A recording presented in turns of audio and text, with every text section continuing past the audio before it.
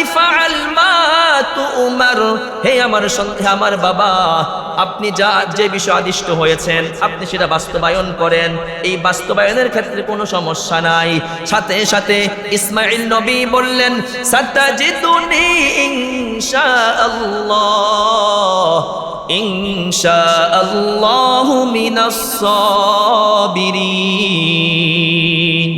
ও আমার বাবা, আপনি আমাকে ধৈর্যশীলদের অন্তর্ভুক্ত পাবেন। এমন না যে আমি লড়ালড়ি করব, ছটফট করব, দৌড়ে পালিয়ে চলে যাব, এমন হবে না। আপনি আল্লাহর হুকুম বাস্তবায়ন করেন, আমি আপনাকে সহযোগিতা করব।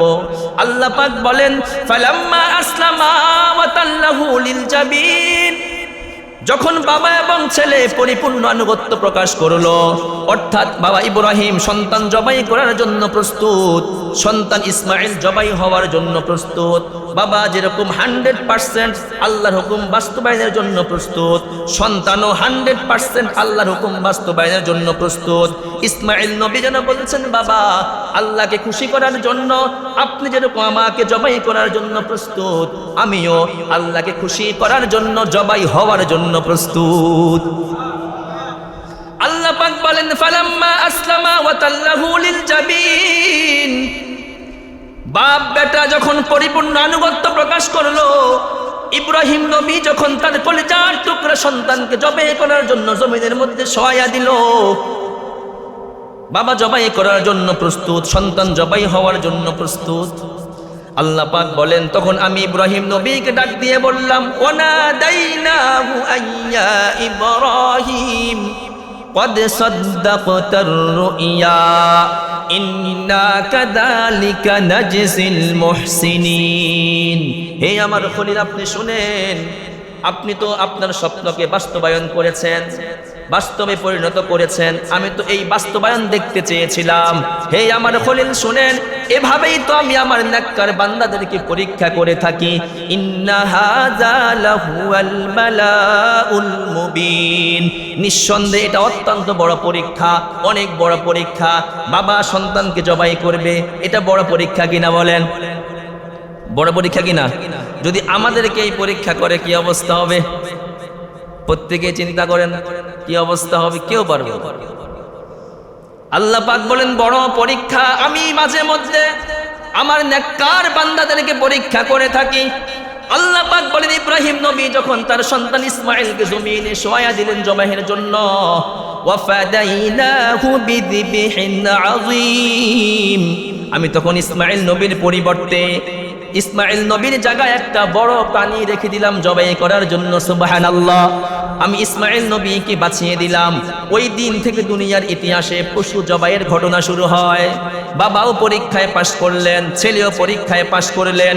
ঐতিহাসিক ঘটনাকে স্মরণ রাখার জন্য আল্লাহ রাব্বুল আলামিন আমাদেরকে প্রতি বছর কোরবানি আমাদের উপর ওয়াজিব করে দিয়েছে। বাবা ইব্রাহিমের ঘটনাকে স্মরণ রাখার জন্য যে তোমাদের বাবা কত বড় ধৈর্যের পরীক্ষা দিয়েছেন, ঈমানের পরীক্ষা দিয়েছেন। হে সন্তানেরা, তোমাদের সামনে এরকম পরীক্ষা আসবে, ঘাবড়ানো যাবে না, বাবার মতো তোমরা পরীক্ষা পাস করতে হবে। সম্মানিত মুসল্লিয়ানে কেরাম, আমি আপনাদের সামনে কোরআনে কারীমের সূরা আনআমের 162 নম্বর আয়াত তিলাওয়াত করেছি এবং ইবনে মাজাহ শরীফের 3123 নম্বর হাদিস পাঠ করেছি। তিলাওয়াতকৃত আয়াত এবং পঠিত হাদিসে কুরবানি সম্পর্কে আলোচনা করা হয়েছে। আল্লাহ পাক তৌফিক দিলে আয়াত এবং হাদিসকে সামনে রেখে কুরবানি সম্পর্কে কিছু আলোচনা আজকে আমরা শুনব। প্রথমেই আমরা কুরবানির সংক্ষিপ্ত ইতিহাস জানব। কুরবানি কোত্থেকে আসলো? আব্বাজান আদম আলা নবিয়্যিনা ওয়া আলাইহি সালাতু ওয়াস সালামের জামানা থেকেই কুরবানির বিধান চলে আসছে। প্রত্যেক নবী রাসূলদের জামানায় কুরবানির বিধান ছিল, তবে নিয়মে কিছু পরিবর্তন ছিল।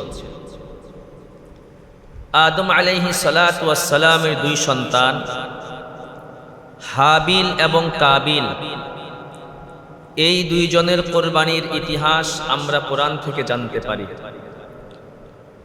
সূরা মাঈদার ২৭ নম্বর আয়াতে আল্লাহ পাক আমাদের নবীকে লক্ষ্য করে বলছেন, উতলু আলাইহিম নাবা বনাই আদম বিল হক إذ قربا قربانا فتقبل من أحدهما ولم يتقبل من الآخر قال لأقتلنك قال إنما يتقبل الله من المتقين আল্লাহ পাক বলেন, হাবিব আদম আলাইহিস সালাতু ওয়াস সালামের দুই সন্তান তথা হাবিল এবং কাবিলের কুরবানির ঘটনা আপনি উম্মতকে যথাযথভাবে জানিয়ে দেন, শুনিয়ে দেন। ঘটনা কি?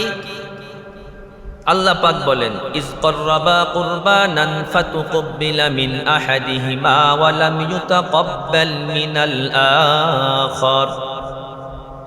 তারা দুইজনেই আল্লাহর দরবারে কুরবানি পেশ করেছে, হাবিলও করেছে, কাবিলও করেছে।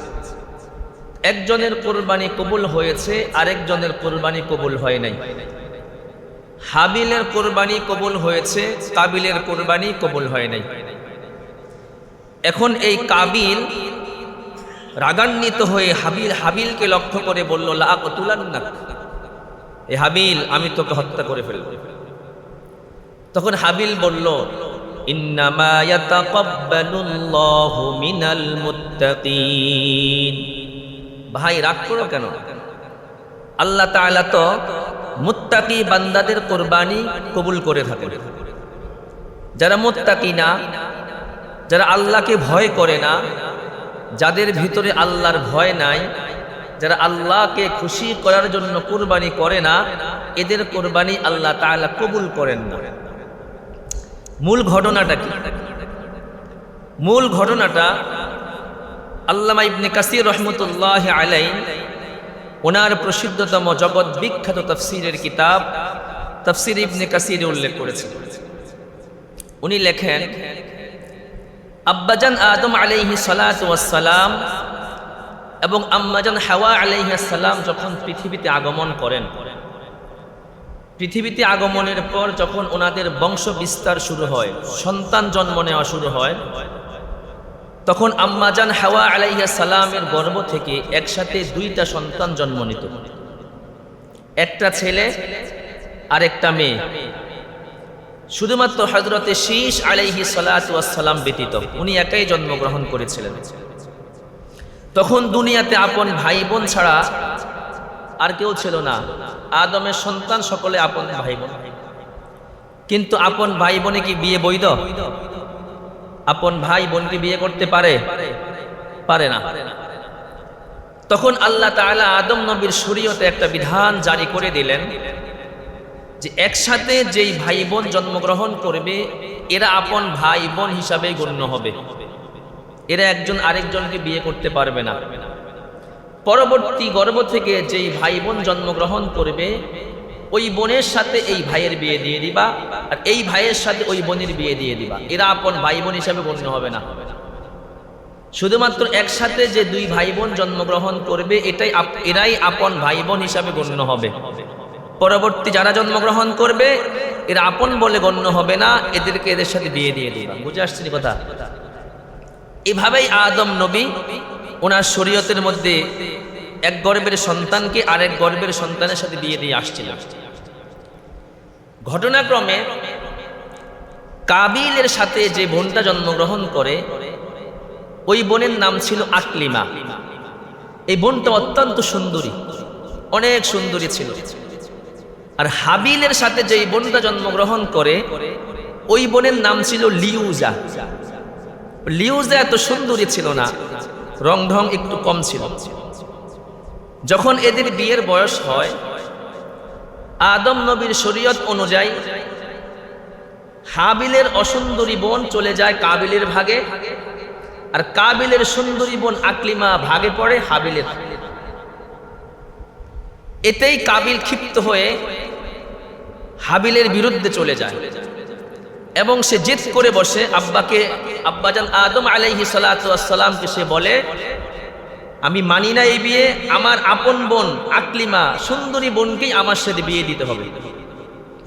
আব্বাজান আদম তার এই দাবি প্রত্যাখ্যান করলেন যে না, এটা করা যাবে না, আল্লাহ পাকের বিধান, তুমি আপন বোনকে বিয়ে করতে পারবা না, এই বোনকে বিয়ে করতে হবে।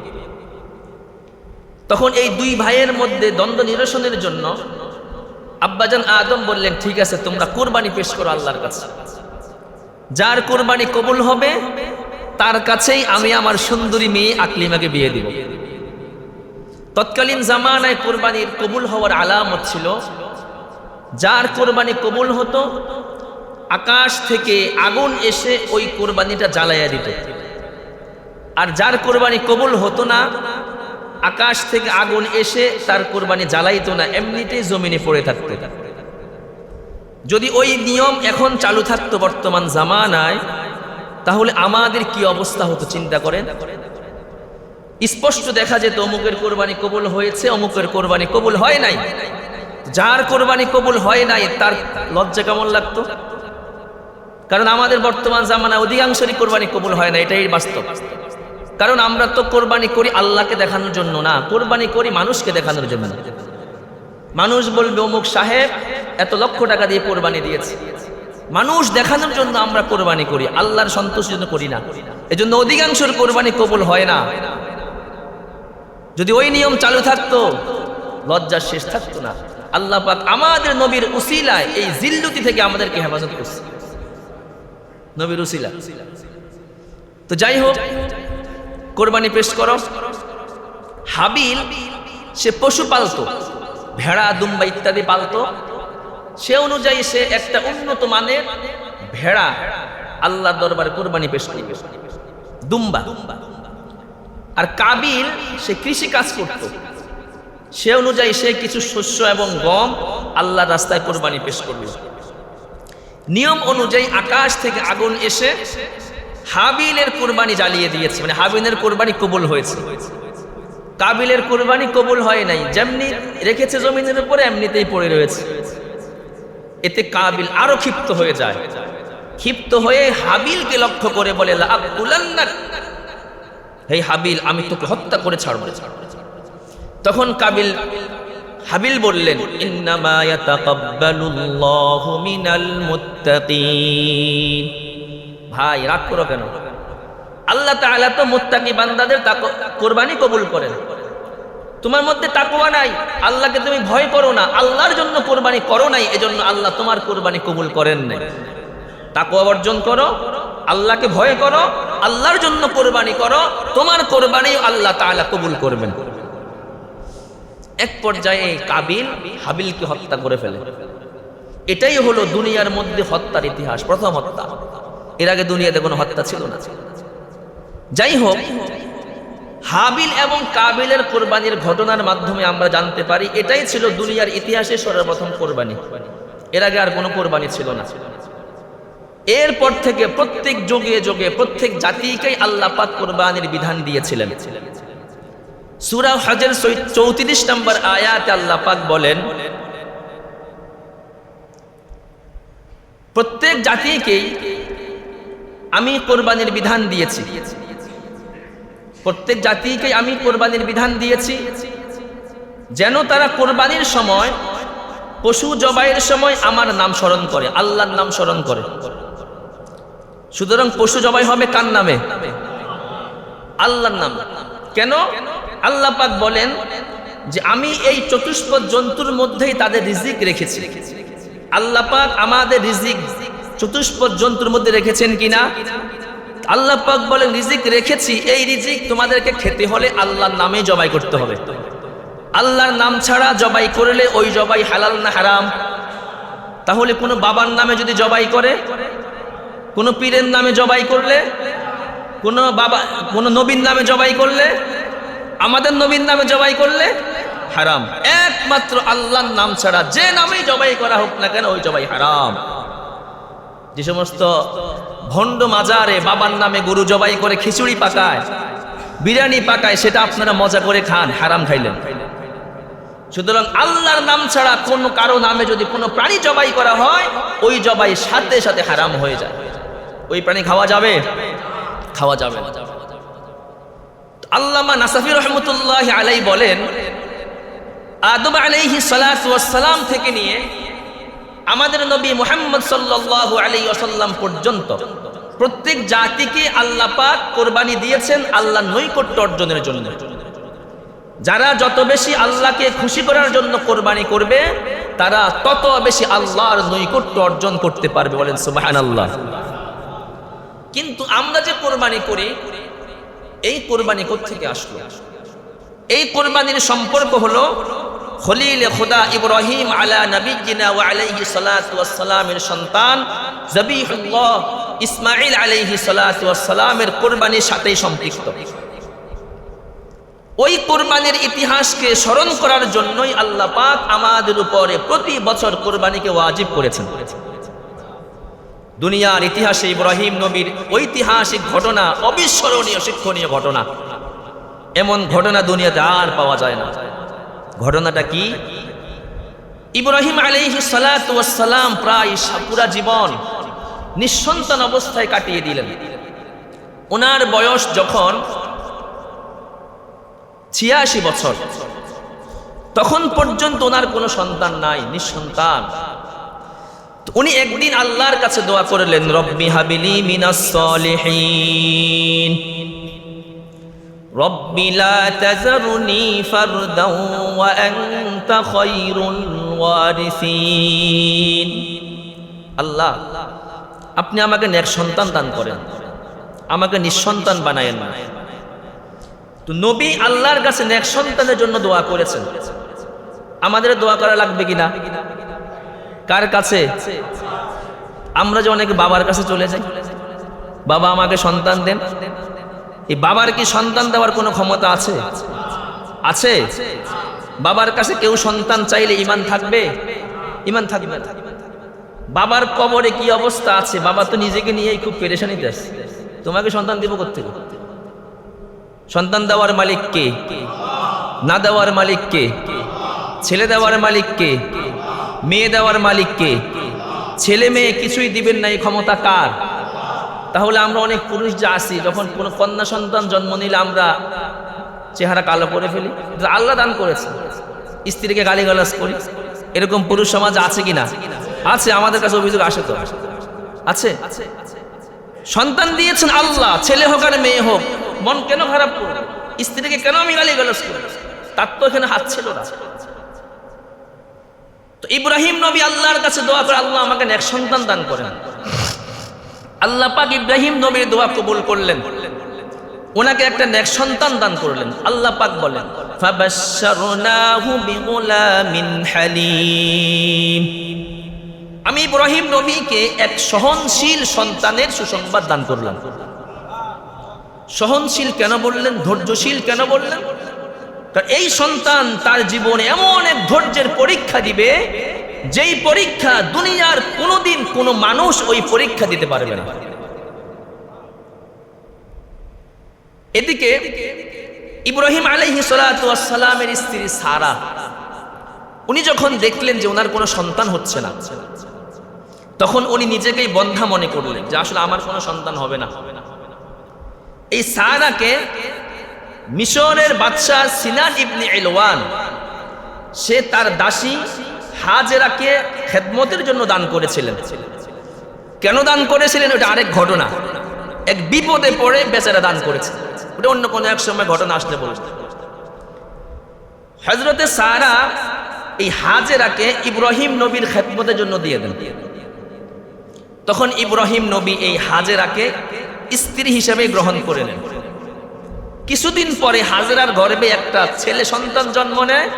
ইব্রাহিম নবী ওই সন্তানের নাম রেখেছিলেন ইসমাঈল। সুবহানাল্লাহ। এটাই হলো ওনার প্রথম সন্তান ইসমাঈল।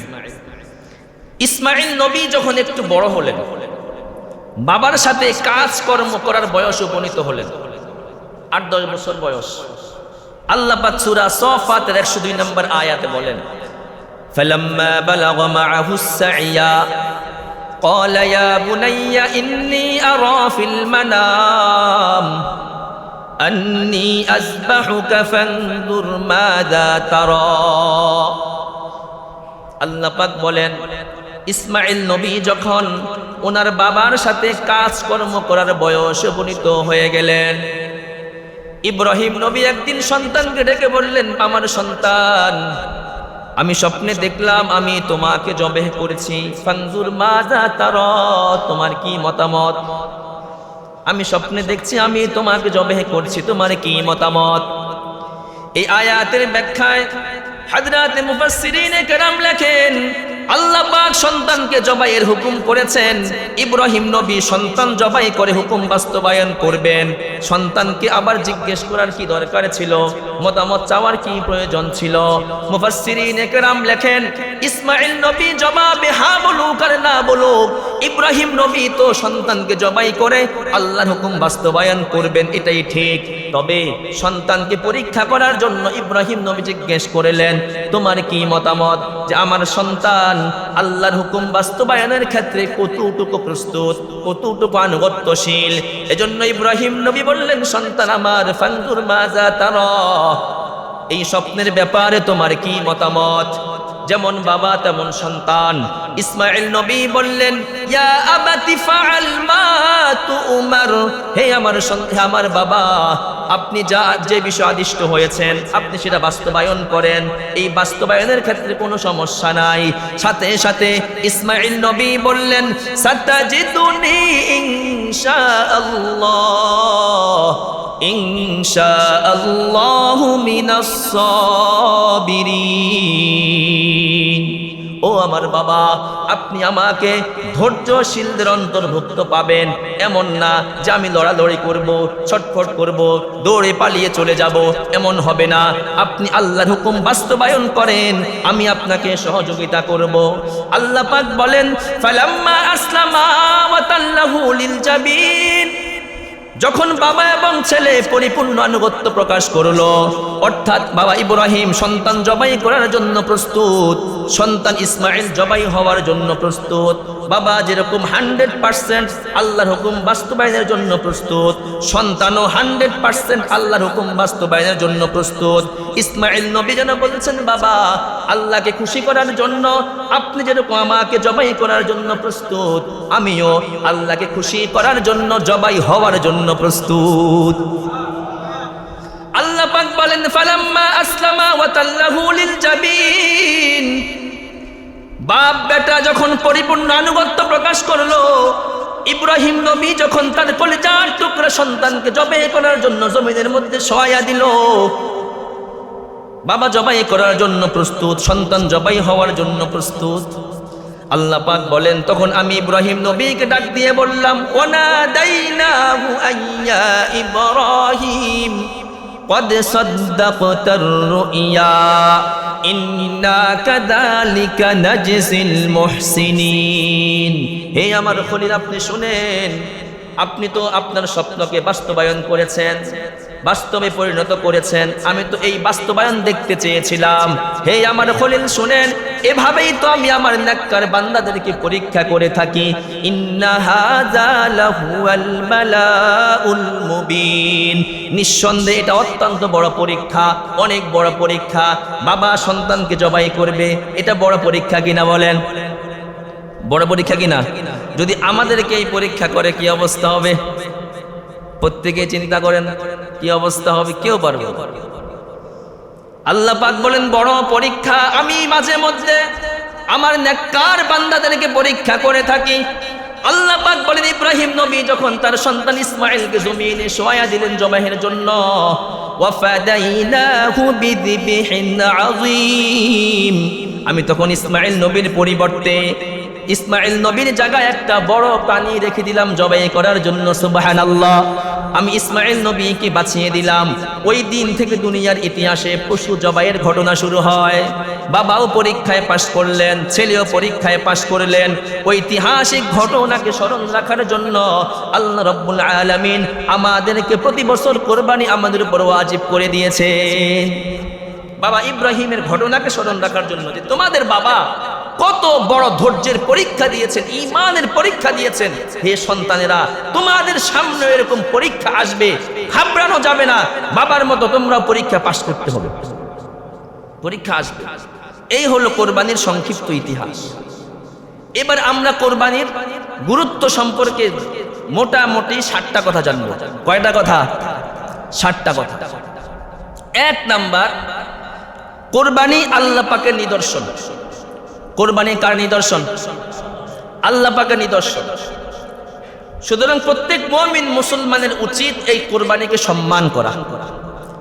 সূরা হজের 32 নম্বর আয়াত আল্লাহ পাক বলেন, وَمَن يُعَظِّمْ شَعَائِرَ اللَّهِ وَمَن يُعَظِّمْ شَعَائِرَ اللَّهِ فَإِنَّهَا مِن تَقْوَى الْقُلُوبِ। কুরবানি যেই ব্যক্তি আল্লাহ নিদর্শনকে সম্মান করে, যেই ব্যক্তি আল্লাহ নিদর্শনকে সম্মান করে, আল্লাহ পাক বলেন সে এটা তার অন্তর থেকেই করে, অন্তরের তাকওয়া থেকেই করে। তো কোরবানি আল্লাহ নিদর্শন, যেই ব্যক্তি কোরবানিকে সম্মান করে সেই একদম দিল থেকেই করে, অন্তরের তাকওয়া থেকেই করে। সুতরাং আমাদের প্রত্যেকের উচিত কোরবানিকে সম্মান করা। কোরবানি কি করা? সম্মান। 2 নাম্বার, আমরা কোরবানি করি আল্লাহকে খুশি করার জন্য। কাকে? আল্লাহকে। কাউকে দেখানোর জন্য আমরা কোরবানি করব না। যদি কাউকে দেখানোর জন্য আমরা কোরবানি করি, কোরবানি হবে? হবে না। কোরবানি আমরা করব, যারা কোরবানি করবেন এখন থেকে নিয়ত পরিশুদ্ধ করে নেন যে আমার কোরবানি একমাত্র আল্লাহর জন্য। কার জন্য? কাউকে দেখানোর জন্য নয়। যতটুকু আমার সামর্থ্য আছে আমি ওই সামর্থ্য অনুযায়ী দিব। আমার একটা ছাগল দেওয়ার সামর্থ্য আছে, ছাগল দিয়েই দিব। আমি মানুষকে দেখানোর জন্য 3 লক্ষ টাকা ঋণ করে কোরবানি করব না। শরীয়ত আপনাকে বলে নাই যে ঋণ করে তুমি মানুষকে দেখানোর জন্য কোরবানি করবে। যতটুকু সামর্থ্য আছে অতটুকু সামর্থ্য দিয়ে আমি কোরবানি করব। সূরা আনআম 162 নম্বর আয়াতে আল্লাহ পাক আমাদের নবীকে লক্ষ্য করে বলেন, কুল ইন্না সলাতি ওয়া নুসুকি ওয়া মাহইয়ায়া ওয়া মামাতি লিল্লাহি রাব্বিল আলামিন। হাবিব আপনি বলে দেন, ইন্না সলাতি নিঃসন্দেহে আমার নামাজ, ওয়া নুসুকি আমার কুরবানি, ওয়া মাহইয়ায়া আমার জীবন, ওয়া মামাতি আমার মরণ। আমার নামাজ, আমার কুরবানি, আমার জীবন, আমার মরণ লিল্লাহি রাব্বিল আলামিন, বিশ্ব জগতের প্রতিপালক একমাত্র আল্লাহর জন্য। আমাদের নামাজ কার জন্য? কুরবানি কার জন্য? জীবন কার জন্য? মরণ কার জন্য? সব কিছুই বিশ্ব জগতের প্রতিপালক একমাত্র আল্লাহর জন্য। তাহলে আমরা কোরবানি করব কাকে খুশি করার জন্য? আল্লাহ। আল্লাহ পাক আমাদের প্রত্যেককেই ইখলাসের সাথে আল্লাহকে খুশি করার জন্য কোরবানি করার তৌফিক দান করুন। সকলে বলি আমিন। 3 নাম্বার, আমরা কোরবানি করি ইব্রাহিম নবীর সুন্নতকে জিন্দা করার জন্য। কার সুন্নত? কার সুন্নত? ইবনে মাজাহ শরীফের হাদিস, যায়েদ ইবনে আরকাম রাদিয়াল্লাহু তাআলা আনহুর বর্ণনা। তিনি বলেন, সাহাবায়ে কেরাম আল্লাহর নবীকে প্রশ্ন করলেন, ইয়া রাসূলুল্লাহ মা হাদিহিল আদাহি ইয়া রাসূলুল্লাহ, হে আল্লাহর রাসূল এই কুরবানি এটা কি জিনিস? এটা তো আমরা জানি না। আল্লাহর নবী বললেন, সুন্নাতু আবিকুম ইব্রাহিম, হে আমার সাহাবীরা শুনো, কুরবানি হলো তোমাদের বাবা, তোমাদের জাতির বাবা ইব্রাহিম আলাইহিস সালাতু ওয়াস সালামের একটি সুন্নাহ। আমাদের জাতির পিতাকে, আওয়াজ উঁচু করে বলেন, জাতির পিতাকে? নবীজি বললেন, তোমাদের জাতির পিতা, মুসলিম জাতির পিতা ইব্রাহিম আলাইহিস সালাতু ওয়াস সালামের একটি সুন্নাহ। ক্বালু ফামা লানা ফিহা ইয়া রাসূলুল্লাহ, সাহাবায়ে কেরাম বললেন, ইয়া রাসূলুল্লাহ এই কুরবানি করলে কি ফায়দা? কুরবানি আমরা কেন করব? কুরবানি করলে আমাদের কি লাভ? আল্লাহর নবী বললেন, বিকুল্লি শারাতিন হাসানা, ও আমার সাহাবীরা শুনো, কুরবানির পশুর প্রতিটা পশমের বিনিময়ে একটি করে হাসানা। সুবহানাল্লাহ। যেই ব্যক্তি কুরবানি করবে ওই কুরবানির পশুর এক একটা পশমের বিনিময়ে তাকে একটি হাসানা দান করা হবে, একটি সওয়াব দান করা হবে। সাহাবায়ে কেরাম বললেন, ইয়া রাসূলুল্লাহ অনেক ভেড়া বকরির মধ্যে তো অনেক বেশি পশম হয়, প্রতিটা পশমের বিনিময়ে কি সওয়াব পাওয়া যাবে কি? আলাইহা সওয়াব, সারিবদ্ধ উটগুলোকে তোমরা আল্লাহর নামে জবাই করো। কার নামে? সারিবদ্ধ উটগুলাকে তোমরা আল্লাহর নামে জবাই করো। ফাইদা ওয়াজাবাত জুনুবুহা, যখন এই উটগুলো হেলে পড়ে যাবে, যখন জবাইয়ের পর রক্ত পড়ে যাবে, আস্তে উট পড়ে যায় কিনা, যখন উটটা হেলে পড়ে যাবে এবং তার প্রাণ বের হয়ে যাবে, ফাকুলু মিনহা ওয়া আতইমুল বাইসাল ফাকির, আল্লাহ পাক বলেন তোমরা নিজেরা এখান থেকে খাও, তোমরা নিজেরা এখান থেকে খাও। যারা অভাবী তোমাদের কাছে চায় এদেরকে এখান থেকে দান করো, এবং যারা অভাবী কিন্তু তোমাদের কাছে চায় না, তোমরা খুঁজে খুঁজে এদেরকেও তোমরা এখান থেকে খাওয়াও। এই আয়াত থেকে বোঝা যায় অভাবী দুই প্রকার। কিছু মানুষ মানুষের কাছে চা হাত পাতে, কিছু মানুষ হাজারো কষ্ট করবে কিন্তু কারো কাছে হাত পাতবে না। এরকম লোক সমাজে আছে কিনা? যারা হাত পাতে না কারো কাছে, খুঁজে খুঁজে এদেরকে হাদিয়া দিবেন, বেশি সওয়াব হবে, বেশি সওয়াব। লজ্জায় কারো চাইতে পারে না, গত বছর কোরবানি দিয়েছে, ব্যবসা খারাপ, দিন হয়ে গেছে, এখন আর কোরবানি করতে পারতেছে না এই বছর, এরকম লোক আসে না? এই ধরনের লোকদেরকে খুঁজে খুঁজে গোপনে হাদিয়া দিবেন, বুঝতে পারেন সওয়াব বেশি হবে। লজ্জা কারো কাছে চাইতে পারে না, বলতেও পারে না যে কোরবানি করতে পারতেছি না। আর যারা অভাবী, চাওয়ার অভ্যাস আছে, এটা তো চায় মানুষের কাছে, এদেরকে দেন, আল্লাহ পাক এদেরকে দাও। যারা চায় না এদেরকেও তোমরা দাও, যারা চায় না আমরা এদেরকে বেশি দান করার চেষ্টা করি। তো আল্লাহ পাক বলেন নিজেরা খাও, যারা অভাবী তোমাদের কাছে চায় এদেরকেও খাওয়াও, যারা চায় না এদেরকেও খাওয়াও। এরপর আল্লাহ বলেন কাযালিকা সাখখারনাহা লাকুম লাআল্লাকুম তাশকুরুন, আমি এই উটকে তোমাদের জন্য অনুগামী করে দিয়েছি। এই প্রাণীকে, যদি উটকে, এই চতুষ্পদ জন্তুকে আমি অনুগামী না করতাম তাহলে আমরা কিন্তু এই উট কোরবানি করতে পারতাম না, কোনো প্রাণী কোরবানি করতে পারতাম না। এই অনুগামী কেন করে দিয়েছি? আল্লাহ বলেন লাআল্লাকুম তাশকুরুন, যাতে তোমরা আমার শুকরিয়া আদায় করতে পারো। সুবহানাল্লাহ। তাহলে আমরা কুরবানি আদায় করব কার শুকরিয়া আদায় করার জন্য? আল্লাহ শুকরিয়া আদায় করার জন্য। এই গেল 4 নাম্বার। 5 নাম্বার, যারা আমরা কুরবানি করব না তারা তো আমরা জিলহজের 1 তারিখ থেকে নিয়ে 10 তারিখ পর্যন্ত চুল, নখ ইত্যাদি আমরা কাটবো না। যারা কুরবানি করবে, কোরবানির নিয়ত করে, তারাও জিলহজের 1 তারিখ থেকে নিয়ে 10 তারিখ পর্যন্ত নখ, চুল ইত্যাদি কাটবে না।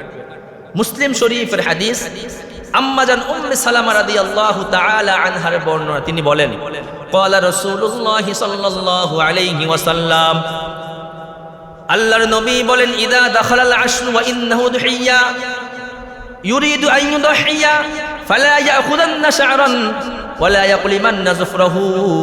আল্লাহর নবী বলেন জিলহজের যেই ব্যক্তি কোরবানি করার ইচ্ছা করবে সেই যেন জিলহজের 1 তারিখ থেকে নিয়ে 10 তারিখ পর্যন্ত তার চুল, নখ ইত্যাদি যেন না কাটে। যেই ব্যক্তি কোরবানি করবে সেই যেন জিলহজের 1 তারিখ থেকে নিয়ে 10 তারিখ পর্যন্ত তার নখ, চুল ইত্যাদি না কাটে। না কাটলে কি হবে? ভিন্ন সওয়াব। এই গেল 6 নাম্বার। 7 নাম্বার, যারা সামর্থ্যবান এদের উপরে প্রতি বছর কোরবানি করা ওয়াজিব। হজ জীবনে কয়বার ফরজ? 1 বার। কোরবানি জীবনে কয়বার ওয়াজিব? যখনই সামর্থ্য থাকবে তখনই ওয়াজিব। প্রতি বছর সামর্থ্যবানদের জন্য কোরবানি করা ওয়াজিব। আবু দাউদ শরীফের হাদিস, আল্লাহর নবীর সাহাবী মিখনাফ ইবনে সুলাইম রাদিয়াল্লাহু তাআলা আনহুমা বলেন নাহনু ওকুফুন মা রাসূলিল্লাহ সাল্লাল্লাহু আলাইহি ওয়াসাল্লাম বিআরাফাত, বিদায় হজের সময় আমরা আল্লাহর নবীর সাথে আরাফার ময়দানে অবস্থান করছিলাম। বিদায় হজের সময় আল্লাহর নবীর সাথে আমরা আরাফার ময়দানে অবস্থান করছিলাম। তখন আল্লাহর নবী আমাদেরকে লক্ষ্য করে বললেন আইয়ুহান নাস, হে আমার সাহাবীরা শুনো, ইন্না আলা কুল্লি আহলি বাইতিন ফি কুল্লি আমিন উদহিয়া, তোমাদের প্রত্যেকটা সামর্থ্যবান পরিবারের জন্য প্রতি বছর কোরবানি করা ওয়াজিব। যাদেরকে আল্লাহ পাক সামর্থ্য দান করবেন তাদের জন্য প্রতি বছর কোরবানি করা ওয়াজিব। কয় নাম্বার গেল? 6 নাম্বার। 7 নাম্বার, কোরবানির এত গুরুত্ব, আল্লাহর নবী মদিনা শরীফে কয় বছর ছিলেন? বলেন তো কয় বছর? হুজুর জীবনে মদিনায় কয় বছর ছিলেন? 10 বছর। মাশাআল্লাহ, দেখছেন বলতে জানেন, পারে না, খবর নাই তো। দুনিয়ার কত কিছু আমরা জানি। নবীর জীবনী, বহু মানুষ আছে জীবনে নবীর জীবনী পড়ে নাই, জীবনী ধরেও দেখে নাই, এরকম আছে না বহু মানুষ। অথচ উনি শেক্সপিয়ার পড়ে, রবীন্দ্রনাথ পড়ে, হাবি জাবি হুমায়ুন আহমদ, যত উল্টা পাল্টা বই আছে সব পড়ে। এদের বইয়ের মধ্যে কোনো শিক্ষা আছে? তিন গোয়েন্দা পড়ে, কোনো শিক্ষা আছে এই বইয়ের মধ্যে? কথা বলেন। হুমায়ুন আহমদের বইয়ের মধ্যে কি আছে? বেহায়াপনা ছাড়া কি আছে এদের বইয়ের মধ্যে? নবীর জীবনী পড়ার সৌভাগ্য আমাদের হয় না। প্রত্যেকটা মুসলমান কমাস কম কোরআনে কারীমের তর্জমা জীবনে একবার হলেও পড়বেন। আল্লাহ পাক আমাদের সৃষ্টিকর্তা, উনি আমাদেরকে একটা সংবিধান দিলেন, চিঠি দিলেন, এখানে কি লিখলেন আমরা তো ঘুরে দেখলাম না। যে আল্লাহ জিজ্ঞেস করেন কিয়ামতের ময়দানে, এত দয়া মায়া করে তোদেরকে কোরআন দিলাম, লম্বা হায়াত দিলাম, কত কিছু করতে পারলি বান্দা, তুই আমার কোরআনটা একটু পড়তে পারলি না দেখে দেখে? এখন তো বাংলা উচ্চারণও আছে, ওটা পড়বেন না, কিন্তু বাংলা তর্জমাটা পড়েন, শুধু তর্জমা পড়েন। একটা কিতাব আছে তাফসিরে তাওজিহুল কোরআন, 3 ভলিউমের, দাম হবে 1200 টাকা, সকলে কিনবেন। এখানে সংক্ষিপ্ত তাফসিরও আছে, অনেক জায়গা বুঝবেন না, টিকা দিয়ে সেখানে তাফসির দেওয়া আছে, বুঝে আসবে। নবীর জীবনী পড়েন, কত নবীর জীবনী আছে, ছোট ছোট জীবনীও আছে। সিরাতে মুস্তাফা 3 খণ্ডে, আমার কাছে অনেক সিরাতের কিতাব আছে, কেউ নিলে নিতে পারেন, সমস্যা নেই, পড়ে আবার দিয়ে দেবেন। জীবনী পড়বেন তো একবার হলেও, তর্জমা পড়বেন তো একবার হলেও পড়েন, দেখেন আল্লাহ কি বলছে। নবীর জীবনী পড়বেন, প্রতিটা লাইনে লাইনে শিক্ষা আমাদের জন্য। তো আল্লাহর নবী মদিনায় কয় বছর ছিলেন? 10 বছর।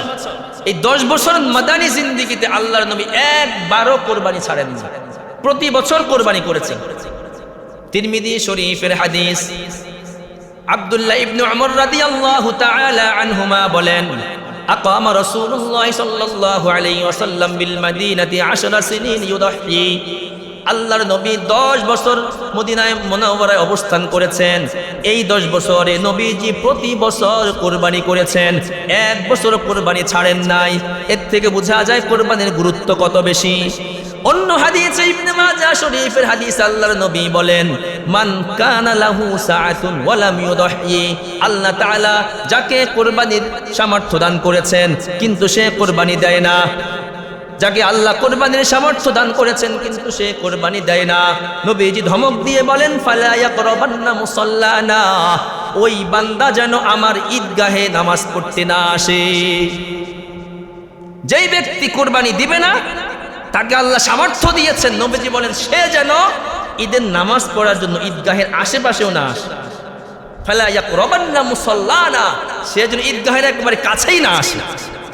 সমাজে বহু লোক আছে কোরবানি দেয় না, কোটি কোটি টাকার মালিক আছে কিনা বলেন? আছে, দেয় না, এটাকে অহেতুক মনে করে। তাহলে কোরবানির ইতিহাস জানলাম, কোরবানির সম্পর্কে আমরা সংক্ষিপ্ত গুরুত্বপূর্ণ 7টা কথা জানলাম। আগামী জুমায় কোরবানির ফজিলত এবং কোরবানি কবুলের শর্ত নিয়ে আমরা আলোচনা করব। আল্লাহ তাআলা আমাদেরকে এই সংক্ষিপ্ত আলোচনা বুঝে ইখলাসের সাথে, আগামীকালকে 1 তারিখ হওয়ার কথা ক্যালেন্ডার অনুযায়ী আর কি, যদি আজকে চাঁদ দেখা যায়, তাহলে আমরা যারা নখ চুল ইত্যাদি না কেটে কোরবানির সওয়াব অর্জন করতে চাই, আমরা আজকে থেকে সতর্কতামূলক, আজকে থেকে আমরা আর কাটবো না ইনশাআল্লাহ। নবীজি বলেন, যেই ব্যক্তি জিলহজের 1 তারিখ থেকে নিয়ে 10 তারিখ ঈদের নামাজের পরে পর্যন্ত নখ চুল ইত্যাদি না কাটবে, আল্লাহ তাআলা তাদেরকে কোরবানির সওয়াব দান করবেন। তো সহজে একটা সওয়াব পেয়ে গেলাম। 2 নম্বর আমল, জিলহজ মাসের প্রথম 10 দিনে 9 দিন রোজা রাখা। প্রতি রোজার বিনিময়ে আল্লাহ তাআলা 1 বছরের গুনাহ ক্ষমা করে দেন। আগামীকালকে, আজকে রাতে সেহরি খেতে হবে, যদি চাঁদ ওঠার সম্ভাবনা বেশি, আজকে উঠলে আজকে থেকে সেহরি খেতে হবে। 9টা রোজা আমরা রাখার চেষ্টা করবো ইনশাআল্লাহ, প্রতি রোজার বিনিময়ে 1 বছরের গুনাহ মাফ। এই 9টা না রাখতে পারলে কমাস কম কয়টা রাখবো? 1টা, আরাফার দিন, ঈদের আগের দিন। ঈদের আগের দিন রোজা রাখবো, আরাফার রোজা। নবীজি বলেন, যেই ব্যক্তি আরাফার রোজা রাখবে, আল্লাহ তাআলা তার 2 বছরের গুনাহ মাফ করে দিবেন 1টা রোজার বিনিময়ে। তাহলে আমরা চেষ্টা করবো 9টা রোজা রাখতে, না পারলে কমাস কম 1টা রোজা রাখতে। এরপরে নবীজি বলেন, জিলহজের প্রতিটা রাত্র, জিলহজের প্রতিটা রাত শবে কদর রাতের সমান। যেই ব্যক্তি 1 রাত জেগে ইবাদত করবে, আল্লাহ তাআলা তাকে শবে কদরের সওয়াব দান করবেন। তাহলে এই 10 রাত আমরা চেষ্টা করব, সামর্থ্য অনুযায়ী আমরা চেষ্টা করব ইবাদত করতে, করবো তো ইনশাআল্লাহ। তাহলে 1 নম্বর আমরা নখ চুল কাটবো না। 2 নম্বর আমরা আগামীকাল থেকে রোজা রাখার চেষ্টা করব যদি চাঁদ উঠে যায়। 3 নাম্বার, ধারাবাহিক 9টা রোজা রাখতে না পারলেও কমাস কম একটা রোজা রাখবো ঈদের আগের দিন। 4 নাম্বার, আমরা রাতগুলাকে প্রতি রাতে সবে কদরের সমান এই রাতকে আমরা ইবাদত বন্দিগির মধ্যে কাটানোর তৌফিক দান করে সকলে বলে আমিন।